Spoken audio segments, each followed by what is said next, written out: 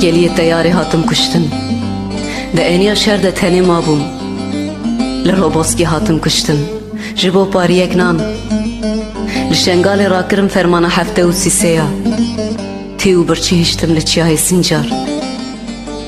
Laşê min kevinên axa pîroz de hiştin.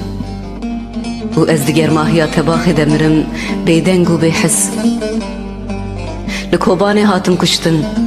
Li girê Miştenûr û Kaniya Kurda. Di sînorê bav û kalan de li Efrînê hatim kuştin.